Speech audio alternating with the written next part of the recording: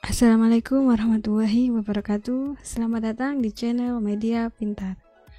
Kali ini kita akan membahas SKP pertanian ya teman-teman, part 15.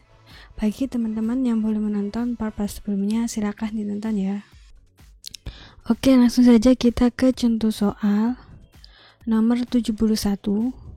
Undang-undang yang mengatur tentang pangan adalah A. Undang-Undang Nomor 7 Tahun 1995. B. Undang-Undang Nomor 8 Tahun 1995. C. Undang-Undang Nomor 10 Tahun 2010.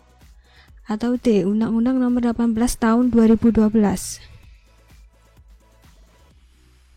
Oke, kira-kira jawabannya yang mana ya teman-teman? Sudah pada tahu? Iya, jawabannya adalah yang D. Undang-Undang Nomor 18 Tahun 2012. Itu mengatur tentang pangan.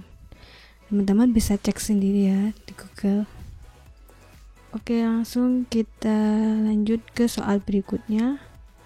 Nomor 72. 4 target utama pembangunan pertanian 2010 sampai 2014 adalah sebagai berikut. Kecuali A. Peningkatan diversifikasi pangan. B. Pengelolaan hasil pertanian secara industri.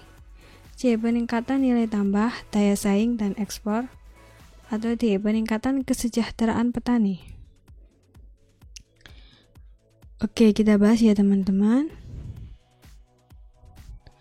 Ada 4 target utama pembangunan pertanian tahun 2010 sampai 2014 adalah sebagai berikut. Yang pertama, pencapaian swasembada dan swasembada berkelanjutan. 2. Peningkatan diversifikasi pangan. 3. Peningkatan nilai tambah, daya saing, dan ekspor. Dan yang terakhir nomor 4, peningkatan kesejahteraan petani. Jadi yang bukan termasuk target utama pembangunan pertanian tahun 2010 sampai 2015 adalah yang B ya teman-teman, pengelolaan hasil pertanian secara industri, karena tidak terdapat dalam keempat poin tersebut. Oke, sudah paham. Lanjut soal nomor 73. Beberapa dampak negatif dari adanya revolusi hijau dalam pembangunan pertanian adalah 1. Kualitas tanah menurun akibat penggunaan agroinput kimiawi secara intensif. 2. Keragaman jenis produksi pertanian meningkat. 3. Adanya kemungkinan ledakan hama dan penyakit. Untuk pilihan jawabannya, A. Jika pernyataan 1 dan 2 benar. B. Jika pernyataan 1 dan 3 benar.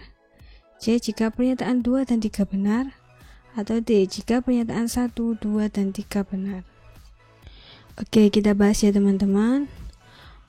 Ada beberapa dampak negatif dari adanya revolusi hijau dalam pembangunan pertanian. Di antaranya adalah keragaman jenis produksi pertanian yang menjadi terbatas atau tidak meningkat. Jadi pernyataan nomor 2 salah ya teman-teman. Kemudian kualitas tanah menurun akibat penggunaan agroinput kimiawi secara intensif. Ini benar. Dan yang terakhir adanya kemungkinan ledakan hama dan penyakit. Jadi pernyataan nomor 3 benar.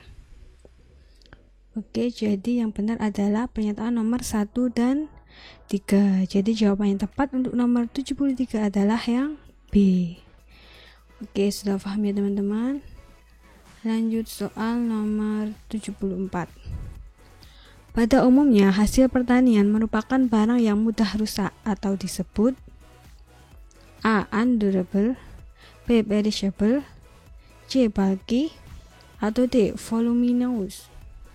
Oke, ini pertanyaan mudah sekali ya teman-teman, karena arti dari mudah rusak itu adalah perishable. Jadi jawaban yang tepat adalah B.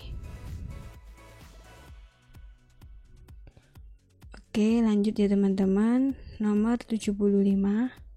Ketika panen raya tiba, maka ketersediaan buah-buahan akan berlebihan. Oleh karena itu, dibutuhkan alternatif untuk memanfaatkannya. Alternatif tersebut dapat dilakukan dengan cara A. Menanam kembali buah tersebut. B. Menjual buah dengan harga murah. C. Membuatnya sebagai produk olahan. Atau D. Membagikannya secara cuma-cuma. Oke, kita bahas ya teman-teman. Untuk A, menanam kembali buah tersebut itu jelas tidak mungkin karena buah-buahnya sudah berlimpah. Untuk B, menjual buah dengan harga murah juga tidak mungkin karena bisa mengakibatkan kerugian. Untuk D, membagikannya secara cuma-cuma juga salah ya. Jadi jawaban yang tepat untuk nomor 75 adalah yang C, membuatnya sebagai produk olahan. Ini adalah alternatif yang paling tepat karena dapat meningkatkan nilai tambah dari buah-buahan tersebut. Oke, sudah paham ya teman-teman? Lanjut soal nomor 76. Produk olahan yang dikenal sebagai makanan ringan yang bersifat kering dan renyah adalah A. Keripik, B. Roti, C. Buah kalengan, atau D. Dodol. Oke, ini pertanyaan mudah sekali ya teman-teman. Pasti teman-teman sudah tahu. Jawabannya adalah yang A. Keripik. Oke, lanjut soal nomor 77. Penggunaan air garam dan air kapur dalam pembuatan manisan buah bertujuan untuk A. Membuat rasa asin, B. Menghilangkan rasa gatal, C. Mempertahankan cita rasa buah, atau D. Membuat manisan tahan lebih lama. Oke, kita bahas ya teman-teman. Penggunaan air garam dan air kapur dalam pembuatan manisan buah itu bertujuan untuk menghilangkan rasa gatal atau getir pada buah. Jadi jawaban yang tepat untuk nomor 77 adalah yang B, menghilangkan rasa gatal. Oke, sudah paham ya teman-teman? Lanjut soal nomor 78. Bahan yang dapat digunakan untuk menstabilkan atau menghindari terjadinya pemisahan antara padatan dan cairan atau untuk mengentalkan hasil olahan adalah sebagai berikut, kecuali A. Pektin, B. CMC, C. Agar-agar, atau D. MMC. Oke, kita bahas ya teman-teman. Bahan yang dapat digunakan untuk menstabilkan atau menghindari terjadinya pemisahan antara padatan dan cairan atau untuk mengentalkan hasil olahan adalah sebagai berikut. Nomor 1 adalah gelatin, kedua agar-agar, ketiga CMC, dan keempat pektin. Jadi yang bukan itu adalah yang D ya teman-teman, MMC. Oke, sudah paham? Lanjut soal nomor 79. Dalam suatu sistem pertanian dengan intensitas rotasi atau R besar sama dengan 70%, maka pertanian tersebut tergolong A. Sistem perladangan, B. Sistem bera, C. Sistem permanen, atau D. Sistem rotasi bera. Oke, kita bahas satu-satu ya teman-teman. Untuk yang A, sistem pertanian digolongkan sistem perladangan bila R kurang dari 33%. Jadi untuk A itu salah ya teman-teman. Untuk B, sistem pertanian digolongkan sistem pera bila R berada di antara lebih dari 33% dan kurang dari 66%. Itu termasuk sistem bera. Lanjut sistem rotasi bera. Itu bila sistem budidaya tanaman bergantian dengan bera dengan R sama dengan 50%. Jadi D juga salah. Nah, untuk C, sistem permanen, itu sistem pertanian digolongkan sistem permanen bila R lebih dari 66%.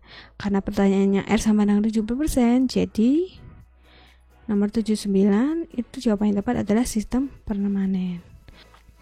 Oh iya, R itu teman-teman merupakan persentase jumlah tahun lahan ditanami dibanding lahan siklus. Oke, jadi nomor 79 jawaban yang tepat adalah yang C, sistem permanen. Karena R lebih dari 66%. Oke, sudah paham ya teman-teman? Lanjut soal nomor 80. Tanah dengan akumulasi mineral amorphous di subhorizon merupakan tanah abu dari ordo A. Alfisol, B. Spodosol, C. Histosol, atau D. Ultisol. Oke, kita bahas satu-satu ya teman-teman. Untuk A. Alfisol, itu adalah tanah dengan akumulasi liat. Itu tanahnya warnanya kelabu hingga coklat. Untuk yang C. Histosol, itu tanah dengan kandungan bahan organik tinggi. Untuk yang D. Ultisol, itu adalah tanah dengan horizon liat, daya tukar basah rendah. Nah, untuk yang B. Spodosol, itu adalah tanah akumulasi mineral, merupakan tanah abu. Jadi jawaban yang tepat untuk nomor 80 adalah yang B ya teman-teman, spodosol. Oke, ingat-ingat, dipahami. Sekian video dari saya, terima kasih, semoga bermanfaat. Jangan lupa subscribe channel Media Pintar. Semoga teman-teman bisa mendapatkan nilai yang terbaik pada saat tes SKB nanti.